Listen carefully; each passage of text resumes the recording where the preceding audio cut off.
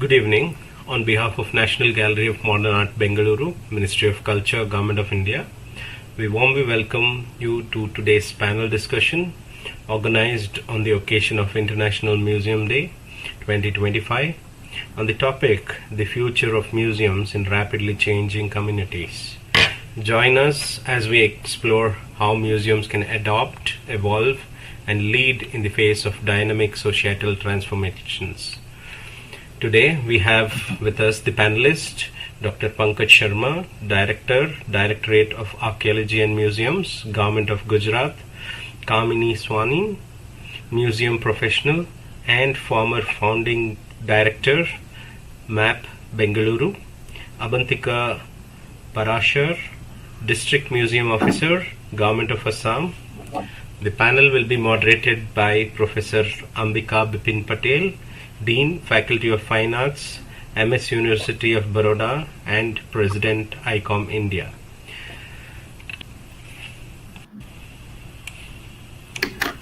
To introduce our panelists, Ms. Kamini Sawhney is an accomplished museum professional with nearly 15 years of experience in arts and cultural leadership.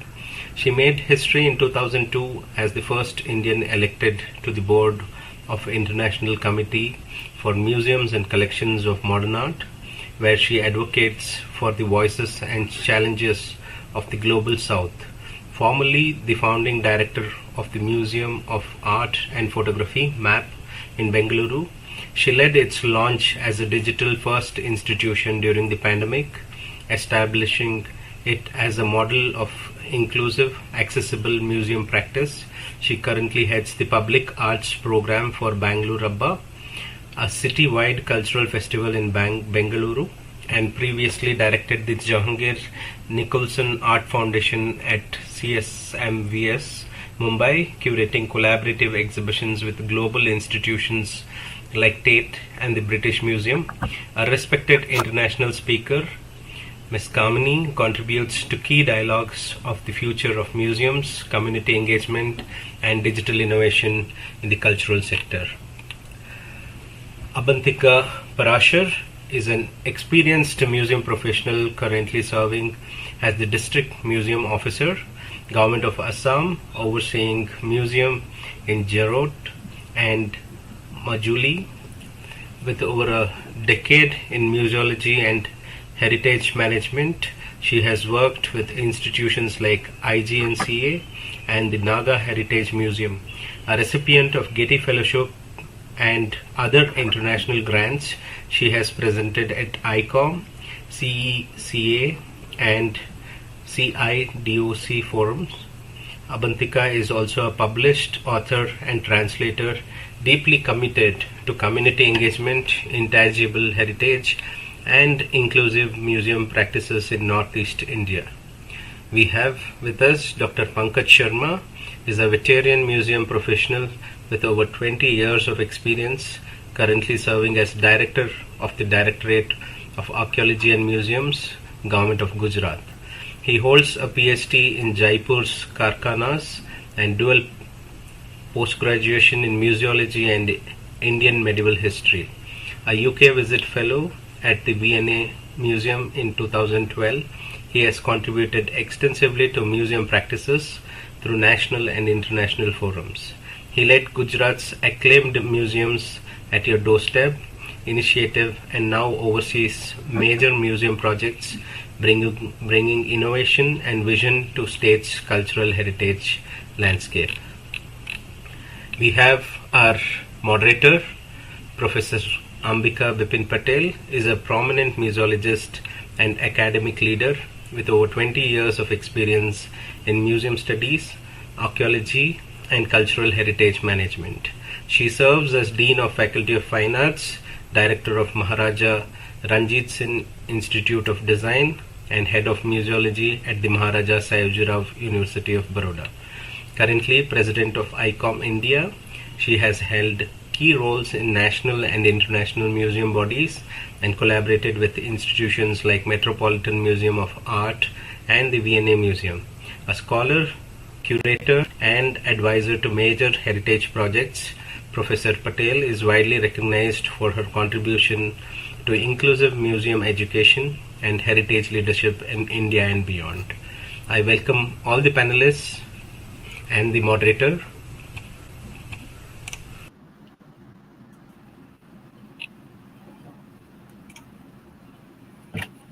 I hand over to Professor Ambika Patel to take over from here. Ma'am, please. Thanks, Darshan. Am I audible to all of you? You Yes. said there was some problem with the voice. Can you hear me? Yes, we can hear you. Okay. Thank you so much. Thank you, Darshan. I take this opportunity to thank NGMA. But before we start, I would like to all of us take 2 minutes or 1 minute silence in the memory of Dr. Saroj Ghosh, who was the doyen of museology field and who was considered to be the father of science centers in India. We lost him on 18th of May during the same International Museum Day. He passed away. I think in his memory, we will keep a 1 minute silence prayer before we start. Om Shanti. He has been a doyen in the field as well as he was the president of ICOM, the only Indian who represented ICOM president in Paris and took India's flagship into heights. So in the series of events which happened in the name of celebration of International Museum Day, which was on 18th May, NGMA had done many events. As a series of that, today we are here with the panel discussion with the theme of the International Museum Day theme, which is the future of museums in rapidly changing communities. And as Darshan announced, we have 3 speakers with us who are extensively known for their own work in their respective fields in terms of the regional contributions as well as their participation in their domain of the museum field is concerned. Kamini Sawhney, who was basically connected with MAP when I started knowing her, and then now she is also an ICOM India member from this year. So I would come to Kamini, to you, because you were there in MAP, and then you worked with private sector, and you also had contributed to some point at CSMES. We are talking about the future of museums. So basically, we have to look at reimagining the significance of museums in the present scenario, or in a way revitalizing museums, bringing in communities, and then how the communities could be benefited through museum. It's vice versa, where museum playing a role for their development and their contribution for museum to grow further. But there is a climate change. There is we have seen the COVID came in, so it was a big challenge. So the challenges are more, but still we have to survive. We have to take the profession further. So maybe we can start with the question: we have seen the traditional museums in India. Large number of museums still practice traditional methodologies. And on the another side, we are coming up with the modern museums, the museums with new museums setting up with a lot of adaptation of new technologies for addressing more visitor engagement. So I would like to ask you, how do you take these two approaches and how to balance between these two when you look at the private sector? Well, yeah. See, if you look at the traditional role of museums, what were they set up for? They were set up to collect, to preserve collections, to safeguard collections. So from curiosity cabinets to temples of knowledge, in today's context, museums have to do a very quick pivot, like everything else in the world has had to do, because we cannot just be a space for objects or for collections.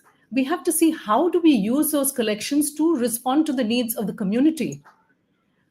And we have seen where museums do not respond, they have been forced to respond. For example, if you look at the US, where there were social political developments that forced museums, for example, the Black Lives Matter movement.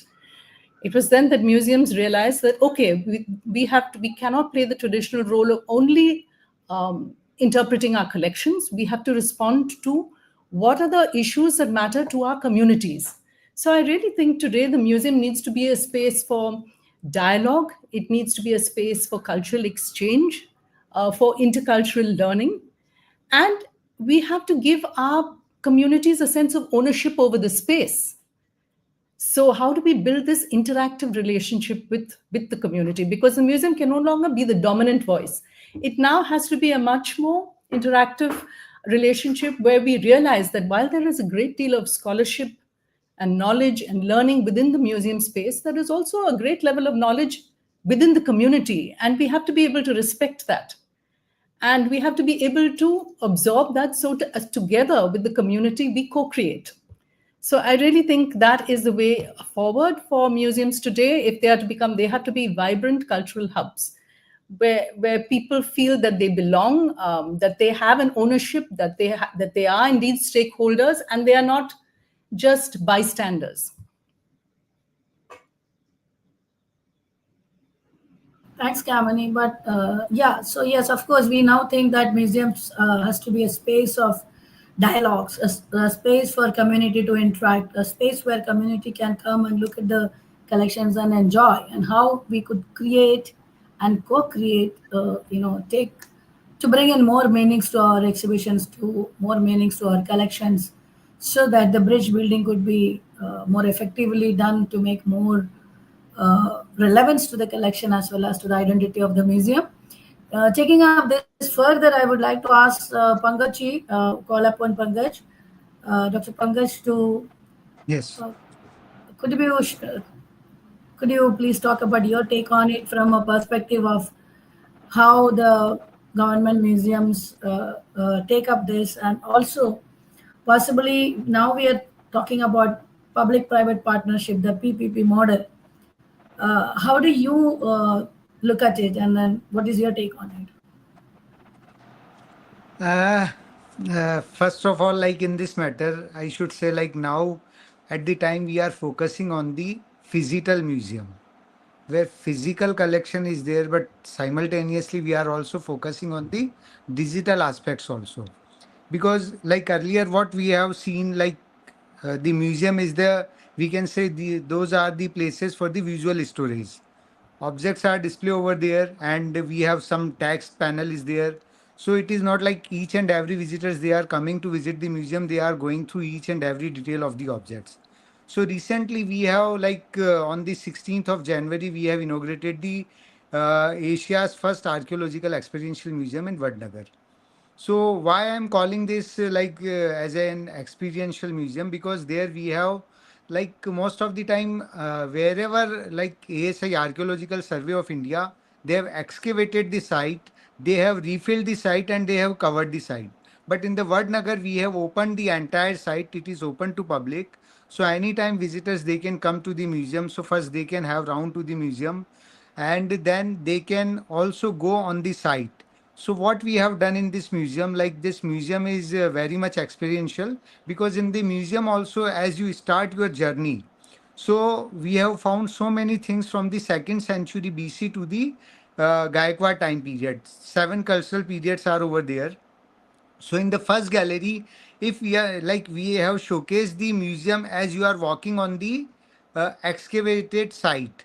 So we have replicated the entire excavated site within the museum also, because it is not possible in the excavation site, you can go in each and every trench and you can see what objects we found over there and what kind of cultural period it is showcasing.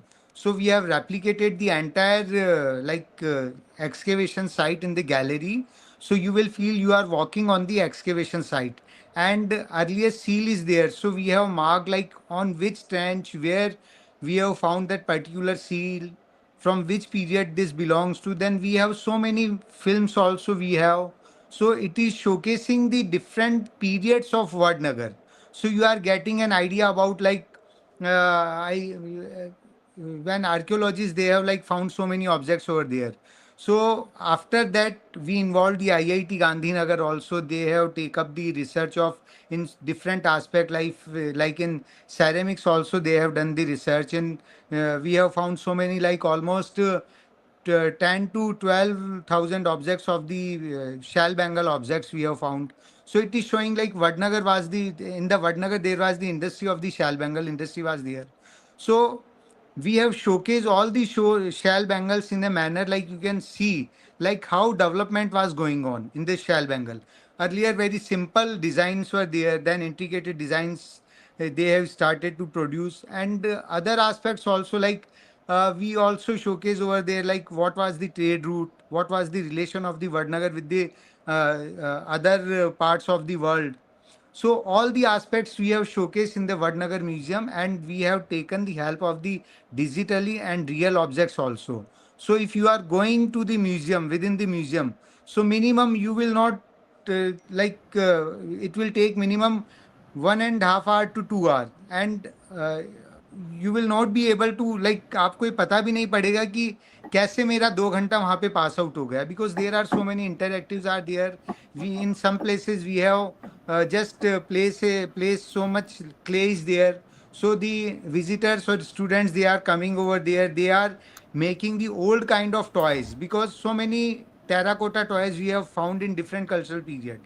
So in one place we have stored the clay. So visitors they are coming there, they are seeing the toys, they are making their own toys. If they want to keep it, they can keep it. Different gamesmen we have found, different games we have found in that Vadnagar. So we have replicated each and everything, and we have placed over there so that visitors they can interact. They can spend more and more time over there, and they can learn something there. Then one more interesting thing in Vadnagar, there are the so many water bodies are there. It is said like almost 356 water bodies were there. At the moment, 56 water bodies are still active in Vadnagar. So that Vadnagar is, if we want to study the water management system, Vadnagar is the very like we can say like Vadnagar is a town where we can see this water management studies over there, and these 356 water bodies. What happened like Vadnagar is a fortified town. So maybe possibilities are there. They have excavated to make the breaks in different time period. So there were the different pits to make the breaks. So जितना भी pits वहाँ पे थे, later on they have converted those pits into the water body. They have channelized in the manner. So those brick pits also worked as a water bodies. So some are the natural water bodies are there, some are man-made water bodies are there. So this is again one of the very good example to study the water management system. So we have showcased the entire thing within the museum. How water is flowing from the Taranga Hill and how it is coming to the Vadnagar. So different aspects we have covered over there through audio visual. There are different movies are there. Then we have also taken the help of the various AI also. We have to take the help of AI also. So in that manner, recently we have started this museum. So other museums are also there, but there is like another question also. Then I'll go on other museums of Gujarat also. Yeah. Yes, ma'am. Thanks, Pankaj. So bringing out, as you right now said, setting up an experiential museum, because you said it's about Vadnagar, because we know Vadnagar, the significance of Vadnagar as a place of Buddhist settlement, as well as it is the birthplace of our Honorable Prime Minister Sri Narendra Modi. Whatever and however, the setting up an experiential museum at Vadnagar, as you said, was definitely commendable. But I also like the approach where you said there is an institutional tie-up with IIT Gandhinagar, so the government is moving out to higher education institutions to get more research to be done, to bring in more uh, essence for showcasing the work, not only simply displaying them in the gallery, as you said. You brought in demonstration, you brought in experiential learning in terms of people interacting, coming and creating things wonderful. But yeah, so I think our museums are now becoming more and more dynamic, and we are more moving towards. And also, you said, of course, you said, reconstructing the site inside the museum. I wish that we could have seen some slides from you how they look like. But of course, we have a shade for the site. All the archaeological sites, it's very difficult to preserve and conserve by giving a shade and giving the walkthrough on site. So I think, but in future, I think many more site museums will be coming up with Yes. shelters and then walkthroughs so that people could see it without destroying the site. At the same time, a reconstruction inside the museum where people could connect with what they seen at the on site, and then what you have in situ position, and also what Yes. they see inside the museum, and relate both and then connect with further. I think that's a appreciable effort which is done by government of Gujarat and your team and you. But moving on to Abantika, you are a person who worked with communities, and we are trying to connect the various needs of communities and various segments of communities, and looking at community as with different definitions. So, could you say something about how Northeast has tried to make? Because I remember museums in Northeast was those. I think there's some disturbance coming. So.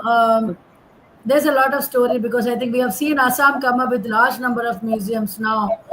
Uh, Yes, ma'am. so, so could you throw light on how the rapidly changing scenario is driving the museum sector there in Assam?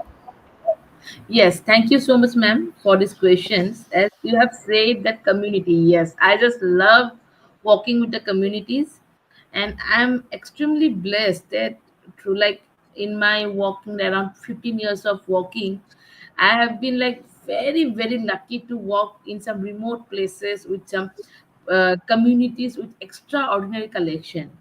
Like my firstly you said I was very much fortunate to work on a Naga headhunting collection in Kohima, and then along with that came, because see, Northeast is basically a reason, apart from the political or cultural history that it's there. It has got excellent archaeological sites, including temples, then amphitheaters, and monuments and everything. But apart from that, that the what makes this northeastern region of India extraordinary, it is eth- ethnographic variety.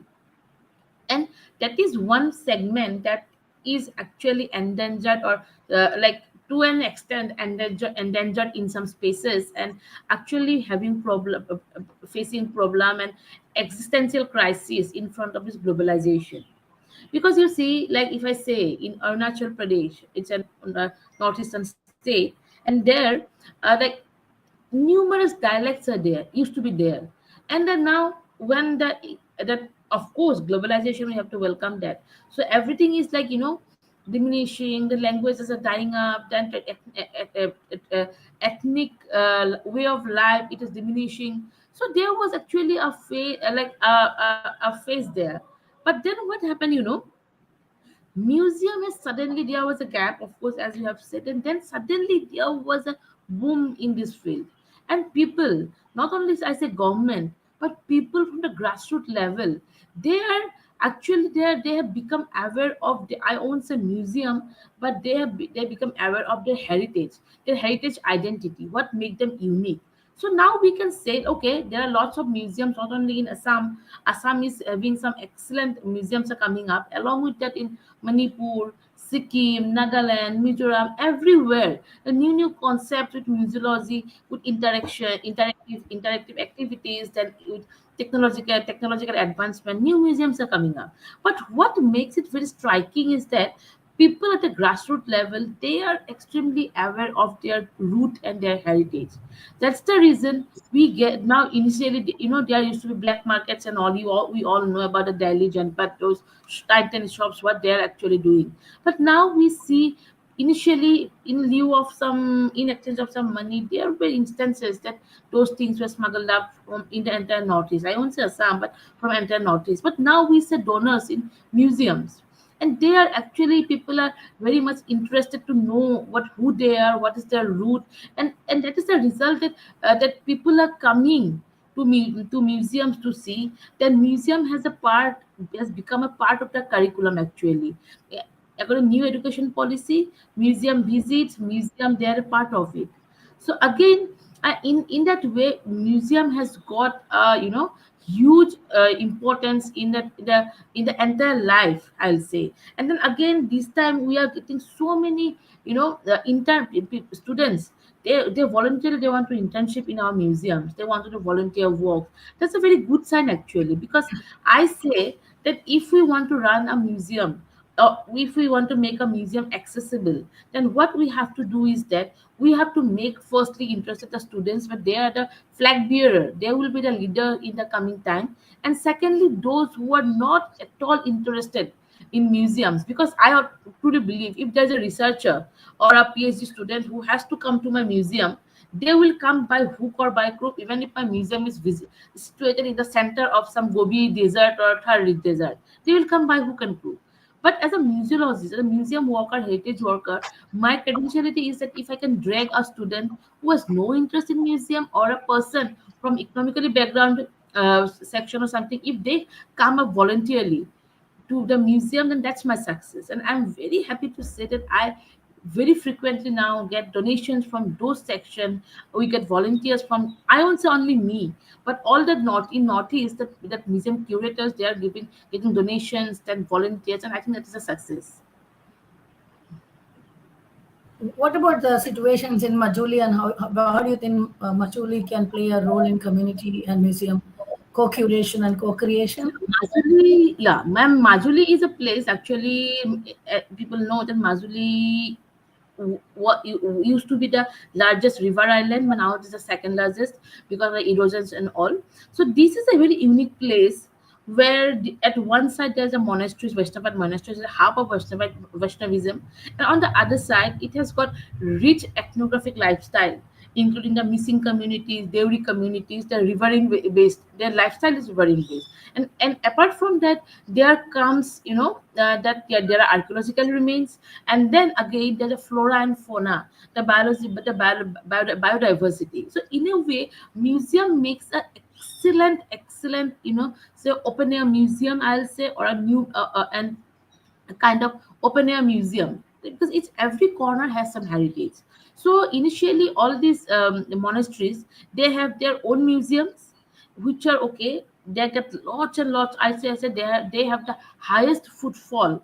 They are one of the museums that has the highest footfalls in museum, and they, in some months it goes beyond thousands and thousands, around 30, 50,000 visitors in a month. And it's too high for a place where you have to take the boat, you have to travel by a boat for 1 hour, and its accessibility are much limited.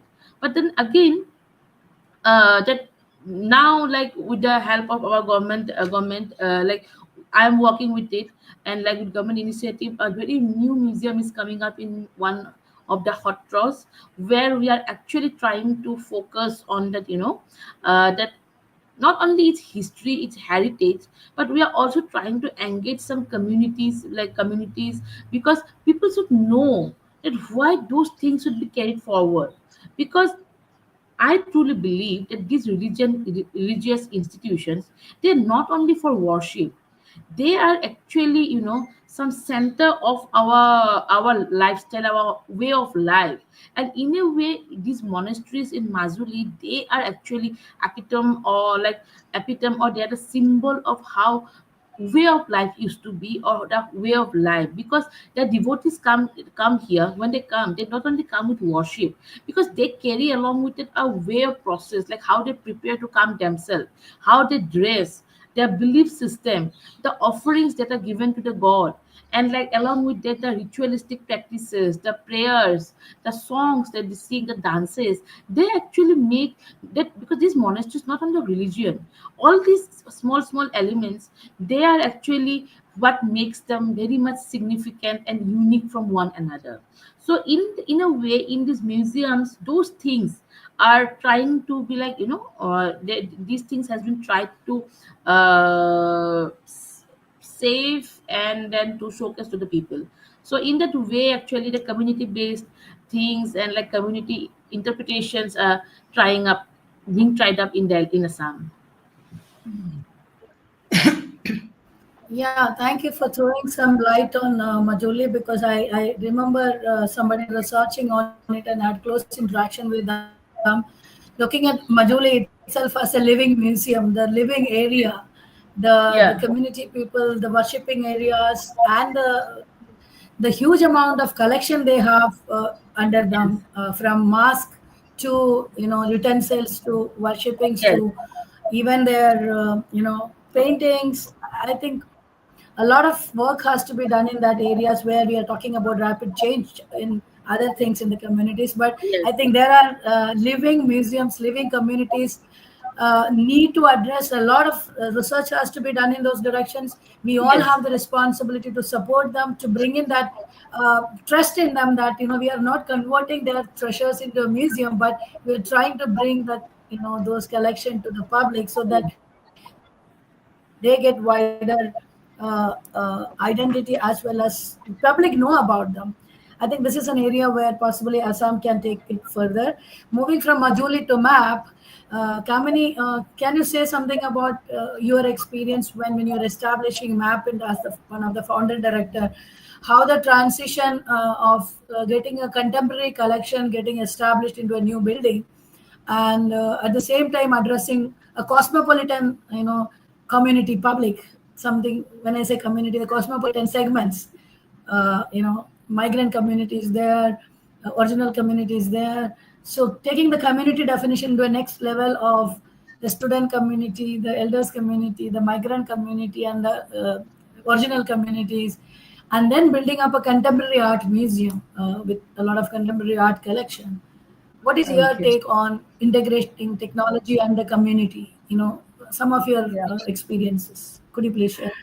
Okay, first, I'd really like to respond to Abantika. It was so wonderful to hear how people and the community are responding to the museum and the cultural kind of ecosystem there. And it's so encouraging, because I think that's the way forward. In smaller towns and cities, it's a far more organic relationship, because these practices and rituals are so much a part of the culture there that people are far more engaged. And in cities, we have a greater level of disconnection, unfortunately, with museums, which we are all working to move, to get around. But in MAP, really, MAP had a very wide-ranging collection. Actually, it had pre-modern, modern and contemporary, indigenous art, uh, photography, and even popular culture. And it perhaps was one of the few museums, if not the only museum, that included popular culture within the collection. And what we decided to do was to try and collapse these hierarchies between what is perceived as high art and low art, and draw connections across the collection, so that even people were able, when they looked at items of popular objects of popular culture, that was a hook to draw them in, and then they were able to relate it to their lives, and so start engaging with the museum. So that was very important to us. But I think also in a country for us where we have socio-political hierarchies that have been in place for centuries, which have caused huge economic disparities and social disparities. And how do we create a place that's truly accessible and inclusive? So it's also about the narratives that you introduce, and how do you draw these narratives out from your collection. And I remember the opening exhibition that we did. We looked at gender empowerment, visible, invisible. Really looked at um, an issue that we thought was important to the community, because it was a time, it was COVID, and COVID had affected communities across the country and across the world, but particularly women. And women had, fallen out of the labor force. Little girls had dropped out of school because they're the first to be affected. And so we said, this is important to our people, to our society. Let's talk about this. And so we had Visible Invisible, the display of the permanent collection, which looked at how visible women are in art over the centuries, but yet how they still are invisible in many ways in the public domain. And so, and we also looked at various kind of narratives that we draw, so that we look at whose voice, that the museum is a platform not only for the powerful voices in society, but also for those that are struggling to be heard. So I think that was the way we looked at it. And also technology. When we looked at technology, we felt here was a way to provide people with alternate ways to access art. Because very often, if you look at the liberating ability of technology, if you look at even people who are not able to read and write, but the mobile phone has changed their lives in so many ways. I mean, they can make payments on the phone, they can access information on the phone. I remember seeing some, help at somebody's home who could not read and write, but who was able to access recipes from the phone. And that's the way it works as well in a museum, because here we had these interactive screens from floor to ceiling where people could come in and just tap on buttons and access different parts of the collection. They could access metadata, they could download it on their phone. So technology does provide also accessibility in many ways, but I think the difficulty is in finding that balance between enhancing the experience without overwhelming your collection, and you have to find that balance. Yeah, thank you for connecting, well with Majuli to MAP, where he still understands there is a lot of work to be done connecting rural and urban. And also COVID was, I think it was a wonderful, it was a challenging time, but we all took it as a, learning experience in terms of an opportunity where many museums who did not even have inventories, they started digitalizing because they wanted to bring in their collection, to houses. So museum at home was, many of the museums has picked up that.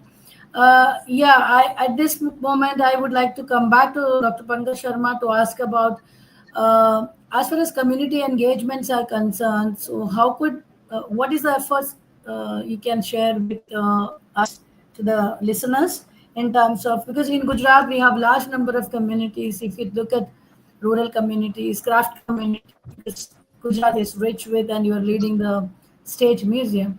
So can you throw some light on connecting with the communities? Yeah. Before he begins, Pankaj, your camera is off. I'm not sure if you're aware of that. No, actually, maybe some internet issue. Just a moment. Now, is it okay? No, if you just press your button with the camera icon, the stop cam, you'll see that, because you've switched off your camera. No, but here it is on, I think. Just a moment. So maybe some network issue is there. Just a moment. Yeah. Is it visible now? No. But anyway, Pankaj, I think you can go ahead with Yes. so that we could save Actually, the time. yeah. Kamini, And once we move on to the other speaker, you can try. Yeah. See, Kamini, first I just would like to inform you, as you are talking about the digital integration of the museum. So recently we have launched one application that is called the Museums of Gujarat. So it is a mobile app. If you will download it, so you can have a virtual tour of each and every museums of Gujarat. If visitors, they are coming to museum and they just want guide facilities, they can use that app as guided tour. Also, they can take the guided tour with the help of that application. So recently, 4 museums, content of the 4 museums have been uploaded on this applications, and working on other museums is under progress. And this year we will complete all the 16 museums of Gujarat will be on that application. Madam, as you are talking about the community, so I should say one of the best example in Gujarat is the Kevadia, where Statue of Unity is there. So if we want to see the engagement of community, we can see that is the best example in India. Statue of Unity mein, what is there, like there are so many attractions are there. So all the tribal communities are involved in each and other, like uh, किसी न किसी project में they are engaged with in any manner. Like they, if I'll talk about the Ekta Nursery, in Ekta Nursery, if you are going through the Ekta Nursery, so there are different kind of plants are there. So the entire nursery is running by the tribal women. Then there is a there like government has created the Sakhi Mandal where different tribal women are there. So one, they are running the cafeteria. They are serving the tribal food in the cafeteria. Then they are running a craft show where they are selling their own skills, different kind of craft they are selling over there. Then they are also making the soaps, shampoos, this face mask and so many other things they are making over there, and they are selling their product in that Ekta Nursery. In the same manner, like other attractions are also there in the Kevadia. So we have used the community and we have engaged the communities. So in different projects, we are involving them either in the administration. We are also involving them to running the souvenir shop. So that is the very good example. If you'll visit the Ekta Nursery, then government also introduced their e-vehicles. So the tribal communities, they are operating that e-vehicle, and government made them like self-sustainable, and now they are earning very good. Like all the communities, tribal communities, they are very happy. In the same manner, we are working on the tribal museum at the moment. So the old building completely, we have demolished the old building.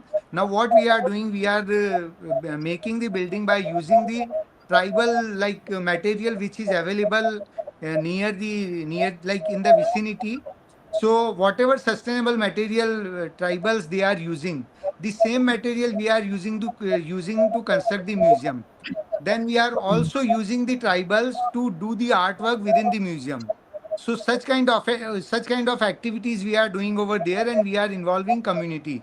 In Vadnagar also, as Vadnagar Museum is already started, so there we have like two small temples are there. When we acquired the land, the community they have requested like you don't destroy these temples, just keep these temples over there because unke kafi sentimental values were there. They were attached to that place. So what we did, we have create that space as a community space. So now so many villagers and communities they are coming there. They are performing garbas over there. They are performing rituals over there. So visitors they are coming to visit the museum. They are also witness to such kind of activities. In the same manner, like if I'll talk about the Dwarka Museum, we are working on the Dwarka Museum. So there also we are involving the community because the local community in villages, they knows like so many things about the Dwarka. They are giving their collection, whatever they have found in their I should say wherever they are agriculture farms are there. So whatever they are finding, they are handing over to us just to put it in display. In the same manner, we are creating like cafeteria in Dwarka also, and we are planning that local communities they can run the cafeteria. And recently, we are also trying to start the souvenir shop in all the museums where we are using the like trying to engage the local communities. This is not only the about the museum. We have like protected monuments also. So wherever we are doing the conservation, so after during the conservation, we are inviting communities over there. We are informing about the like what is the value of that temple, how it is related to that particular community, and we are asking them to come ahead to just preserve those monuments. Because once we will do the conservation, we are just trying like they can take over those monuments and they can just look after those monuments. So further conservation issues and other things we will not face such kind of thing. So different things are there. We are trying to involving community. Like recently on the International Museum Day, we have invited so many communities like Varli painters. We have invited. So one or two museums they have organized the Varli painting workshops within the museums, and like different kind of activities in different part of Gujarat we are organizing, and we are also trying like community of Saputara can also uh, uh, organize some kind of workshop, maybe in Bhuj or maybe in Jamnagar, in Junagadh, in other part of Gujarat. So we are inviting them and organizing different kind of activities, and we are also trying to sell their products. Yeah. Thank you, Pankaj Sharma. I think it is something nice to hear that at Kevadia, where the Statue of Unity is there, the Iron Man is standing so tall, and we have the Kevadia colony coming up with the tribal museum. And as he rightly said, I think Abantika is creating bit of sound from your end or from Kamini, I do not know. Microphone, I would request the microphone to be, yeah, yeah. Thank you so much. I think the sound was coming from there. So now we could listen properly. So I think whatever Dr. Pankaj said was quite appreciable, because Government of Gujarat, Directorate of Museums and Archaeology is doing wonderful job. And as he rightly said, the initiative of bringing in vernacular architectural features into building up the museum and also using sustainable material and absolutely local participation will bridge the gap between the museum and the community. And I do not know how giving community the monuments and how, because anyway the museums are in the hand of community all this time, because they are the people who are living around it. But of course that is also an experiential level. We can think of an experiment of, if somebody come forward and take care of it after we conserve it. So if they can build be bridge builders for that, I think that's one of the things to look upon. Taking it further, I think we have some more time. Darshan, can you see any question coming up in chat box or something? Because I can't see any chat. If any question, can you see? Otherwise, we can take it to the next question. Darshan, are you there? So when we look at many a time our museums, we say the youngsters should come. As Abantika said, the younger ones are the next future, caretakers. They are the people who have to take our museums and its collection to the next level. So they are the custodian. They would be the custodian. They will be the caretakers. But when we're thinking about the leading them and using museum space as a space for learning, at the same time making them to lead, so something like leading and learning through the museum learnings, through the museum spaces. How could we integrate that aspect in terms of, through our informal educational activities, what we do within the museum, or maybe the next level of experiential learning or discovery learning through little more advanced mechanisms, or through demonstrations and workshop, but bringing in moving and making engagement to the next level of leading or coming back and take responsibility and ownership of doing something else for the peer group, something like that. How could we make, what do you think that how our museums can think in that direction? Can we provide these youngsters these spaces apart from learning space as a space for some leading space, learning some dimensions of leading also? I would come to Kamini too, if he can throw some.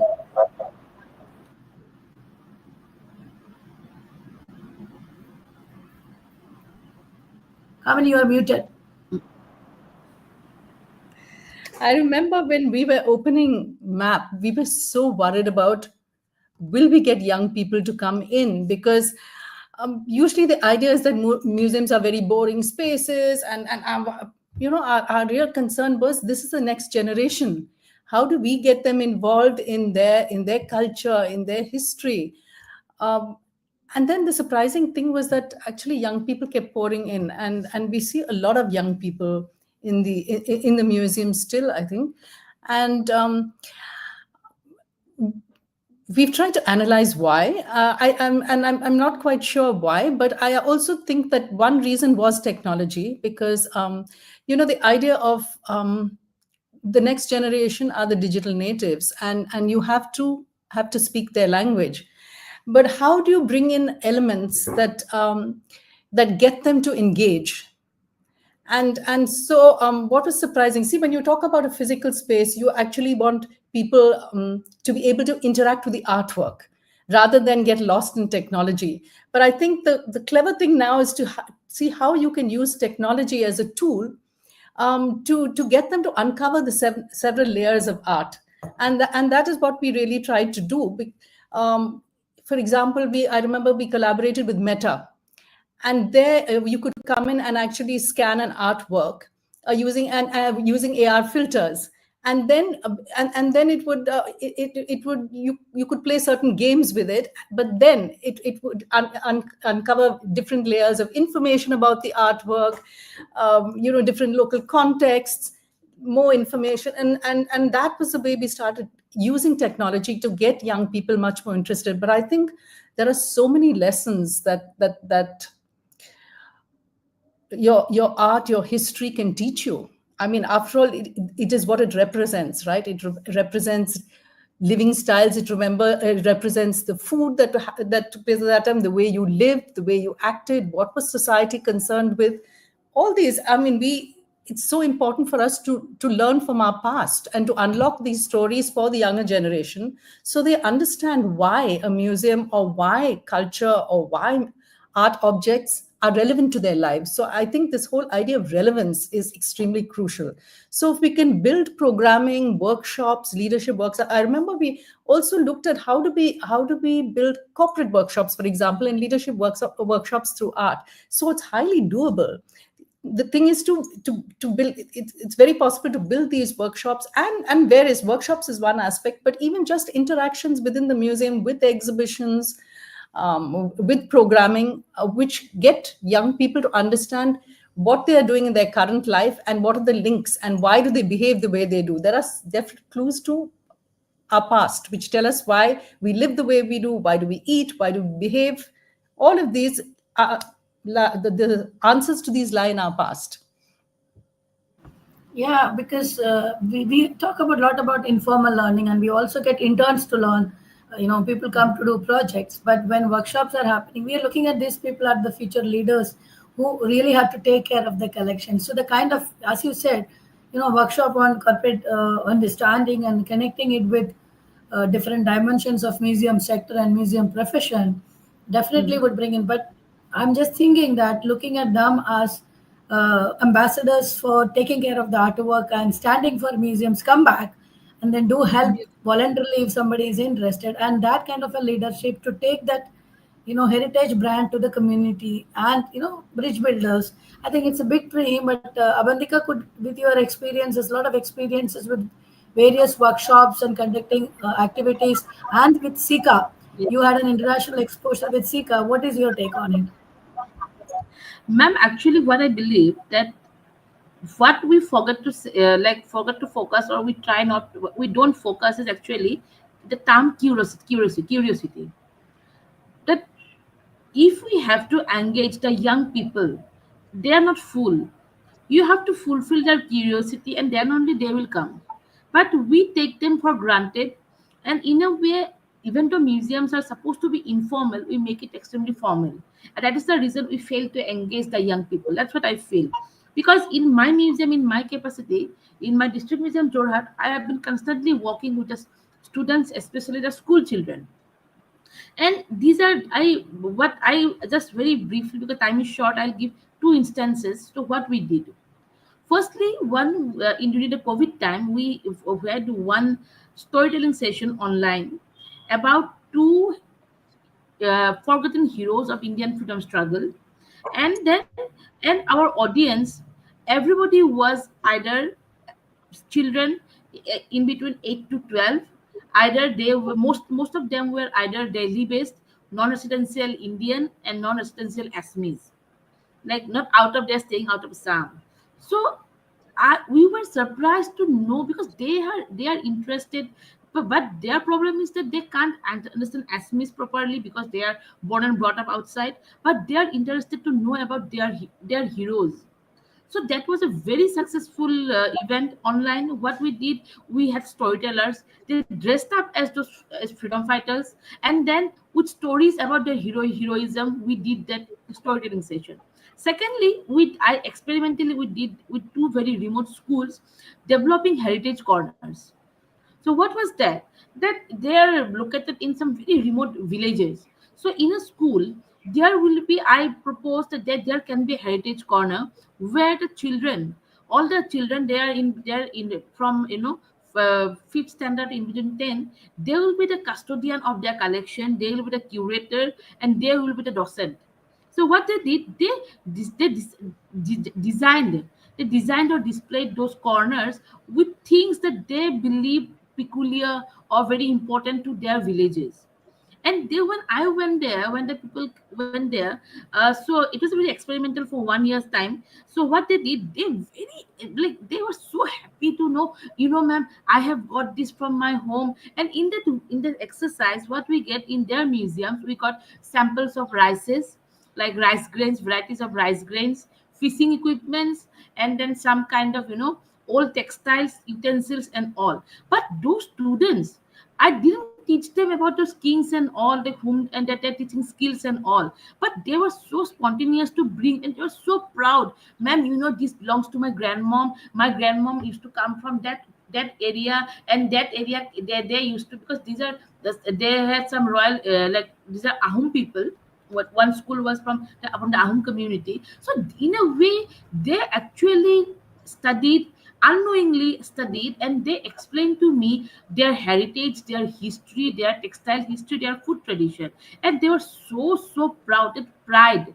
I think that is the way we can engage, because if we think that we'll give some lectures and we'll give some formal workshops and some seminars, no, they're not going to listen to us. But if we know how to fulfill their curiosity, and if we can install that pride in them, I think students are do come. And I am proudly say, my museums are very often visited by students, and even students, even we have a Facebook page like District Museum Jorhat, you can see we have visitors, young, we organize summer camps, winter camps, and all, and we get visitors, 4 or 5 years old students we get, and they're very happy to be in the part of the museum, whereas their parents are not aware of that. Their parents, they haven't been to any museum before. I have seen students like that. So I think we should know, as museum curator, we don't go do much study about the public relation or marketing the museums, whereas we just keep on doing that, education, then exhibition, and all. But if we focus that the curiosity to be fulfilled, I think we'll be able to extract more and more youngsters to museums. I remember Yeah, the thanks, CSMS at the Children's Museum, and they invited children to curate the first show. And I Yes. think that was a wonderful gesture, because it actually got children involved, and it gave them a sense of ownership over this museum, and it gave other children the excitement of such an opportunity, what is possible, and made them much more. Well, children understand other children as well, I think, and what is interesting to them. Yeah, so I think that was a wonderful experience by CSMVS, experiment done by CSMVS, and so also Abantika has said, oh, they are proud of getting their own material. This brings to my mind now, Honorable Prime Minister has launched a new site, Har Ghar Museum. The National Council of Science Museums are now coming up with Har Ghar Museum. So now everybody will come forward with their collections and try to, there Yes. will be a lot of videos will be uploaded in the portal, and then I'm sure that the houseums, the people having collections and making the collection displayed for others to see and then take pride of it. So bringing curiosity and taking pride of one's own materials and heritage and collections, I think that brings in the mainstream of bridging the gaps and experimenting along with other tools of technological solutions and interfaces and the integration of technology. So I wish and pray that Harghar Museum project will be a success with a lot of reels and videos coming up, lot of people sharing their collection, and the museum movement take a different shape. By now, we are touching our time. I would request Darshan to come to give us an idea whether there is any question in the chat box to address, because I am not able to access the chat. Neither I could see the comments. There is a comment from Ganesh. Ganesh See what Shuswami Raghu. Yeah, but I don't think so. There is any. Oh, Ganesh is asking that I wish to ask the speakers which aspect of post-independent India's heritage needs to be enshrined in the museum. So, is anybody want to address this first? Ganesh's question is, which aspect of post-independent India's heritage needs to be enshrined in the museum? I think Ganesh itself is doing a lot of Radha Ravivarma paintings. They are placed at many museums. I think what else you want post-independent? Do anybody want to address? I think Kamini could address this Yes, question if I would possible. love to. I just want to Please, please. answer this question in one line. I think that we cannot define heritage to, like, to one particular aspect, because what is important for me may not be important for you. So each and every component of history is somehow important to one section of people. So either political, physical, cultural, whatever. So I think, like, when the museums are conceptualized, we could pick up, because you see, even that, that Bhopal tragedy, what happened, it might not be that significant to a curator, to a section of people who was like, in remote places of some northeast India or in Kashmir. It may not be that much relevant. But Bhopal tragedy is very much, Bhopal incident is very much relevant to to MP, or to all those places. Or like what happened at APSPA. APSPA may not be significant to, to Gujarat or South India, but that is important because that exhibitions and everything has been done. What is has been done in the APSPA and Manipur. So in that way, every history, every aspect is important, depending on the people or depending on the need of the visitor. Yeah, I think it's very dangerous to play God and decide which aspect of post-independent heritage needs to be saved. But I think each community, throws up its icons, its significant cultural markers, and all of that is very important to us to take cues from, and then build collections without hierarchies. Yeah, Mr. I stand Ganesh, with the same actually, opinion. I won't be Sorry, like, go I will ahead. not say like which aspect of that, but I can say like, if we'll talk about the post independent. So, one of the museum we are working, that is the Museums of Royal Kingdoms of India.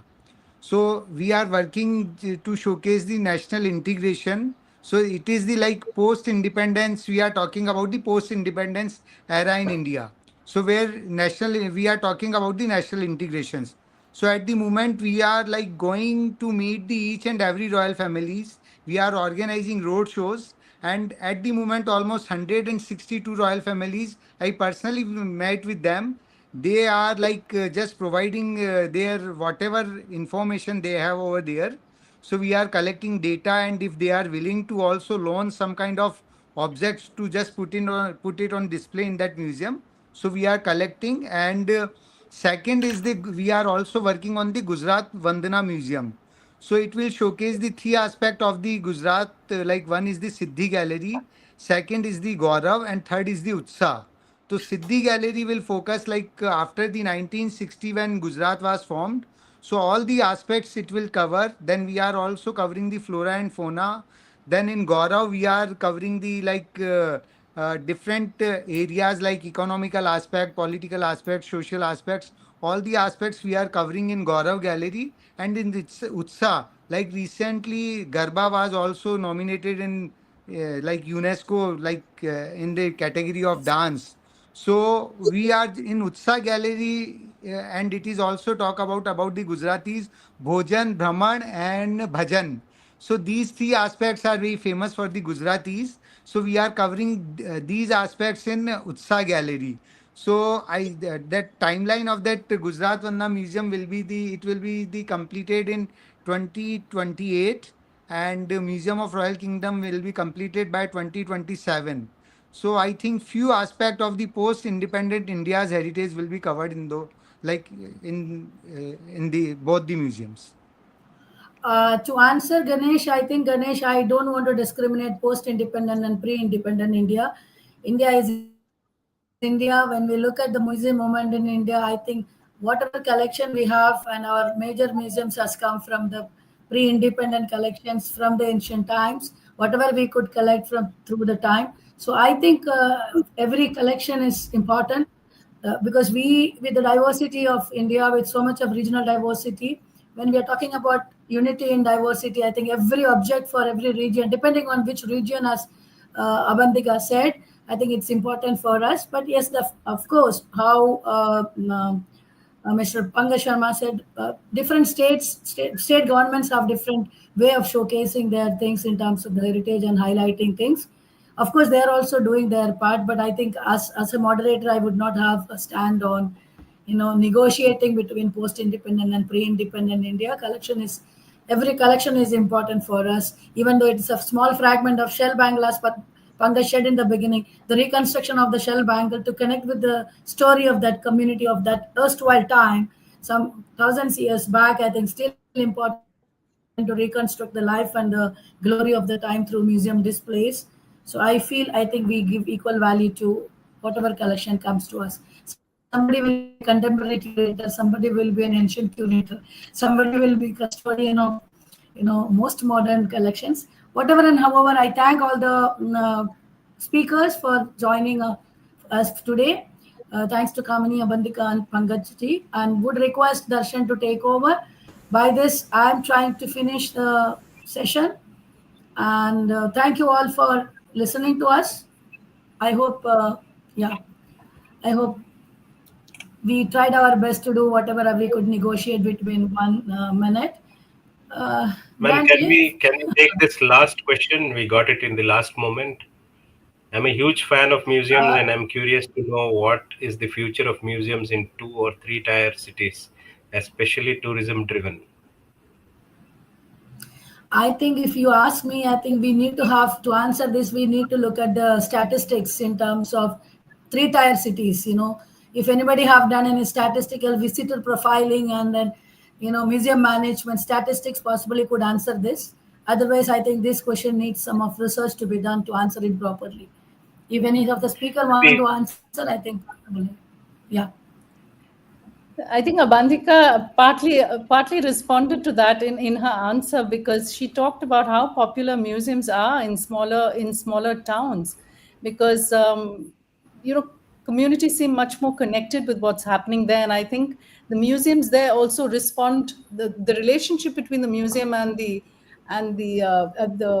community seems much stronger, where it seems far more disconnected in the urban areas. So I think there is great promise there, and it's where we need to focus a lot more of our attention.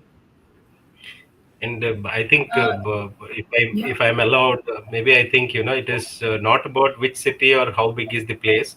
I think it is the sensitivity of people, how conscious and how they get awareness of museums. I mean, I instantly remembered going to Bhuj and Kutch to see the heritage, the place, because it is the living museum. So we went, me and Amrita, we had been there to see the textile, how it is there, how they do it, and that is the path to understand the culture. I think museum may not be only physically present, both tangible and intangible works for museum and heritage to be understood, I believe. Yeah, but So with this, the question is addressing the future of museums, that too in two-tier cities, 2 tier to 3 tier cities, tourism-driven future. It's asking about the tourism-driven future. That's what I said. We need to have statistics to say that answer properly. Yeah. I would just I love to mean, one Okay, example of Darshan. this place. If there is tourism time, just 2 minutes. About- Yeah, yeah. Can I take the time? yes, please go Yes. ahead, ma'am. Yeah. Actually, I would love to name a village in Assam and then one area in Nagaland. I think that can like answer this question. Firstly, this Mayong, it's not even a city; it's a small, tiny village which is known for its manuscript practices and black magic somehow, and people are interested for that. So now there has been a small museum, or through this museum, the idea concept behind this tantrism and everything, and the manuscript and everything is highlighted and then explained to people. And now tourists, and in a way it's a completely community driven museum. So in a way the people that museum are channelizing some knowledge and some formality amongst the visitors. And this museum, with the growth of this museum, with the coming of this museum, the growth of this museum, this village tourism has actually picked up, not to a high percentage, but very slowly it has picked up. And secondly, in Nagaland, we all know about that, Hornbill festival. The Hornbill festival, where it takes place, it's the Kisama Heritage Village. It's not actually a museum, but it's an open air museum where we can see the community buildings of different Naga tribes along with the textiles and everything. So in that, actually, that Kisama Heritage Village is actually kind of open air museum, and it is playing the most important role because this is the most important tourism event in Nagaland, where lots of people come every year for Hornbill Festival. And in generalizing those people, this Kisama Heritage Village is playing a very significant role. So I think if we can come up with more concept like Kisama Heritage Village, because I know that Mayong is a very small village, but if we could go under how the Hornbill Festival at this Kisama Heritage Village is channelizing tourism in the state, I think that can fulfill the curiosity of this question with a brand lift. So I think with that note, we have come to the end of the session. It's been an hour and 11 past. We started the session. It was wonderful conversation, a lot of input. I think we have understood the community engagement, also, the future of museums. So we understand that the richness of our country is as potential for, the museums for upcoming museums, and Indian culture itself is a living museum. So we all, today we have realized with the connect and the panel discussion. So, on behalf of National Gallery of Modern Art, Bengaluru, Ministry of Culture, Government of India, I thank one and all. Firstly, the moderator, Professor Ambika ma'am, for moderating this session, agreeing, for this panel discussion with, because she is engaged in many other because it's International Museums Day, and she's also taking care of the university and still making the time out. Thank you, ma'am. And I also are deep gratitude to Ms. Kamini ji for helping us out. Also, being very kind in accommodating and agreeing for this panel. Uh, uh, and Abantika ma'am for joining us from Assam. Uh, Thanks a lot for your input, and it was quite interesting to listen from that part of the country. It was little curious initially for me also. Uh, and finally, Dr. Pankaj ji, thank you for your valuable insights. And I thank one and all again. Hope we will have a few more discussions like that. Sometime we can have a physical planning of certain topics to be discussed as a panel discussion. Thank you, and Thank have a you. great Thank you very Namaskar. much. Yeah, Thank you. thank Thank you. you. Hope we'll see everybody. We will see here next year, the NGMA Thank Thank physically. you. you. Thank you. Thank you. Bye. Have a nice day. You too. Bye.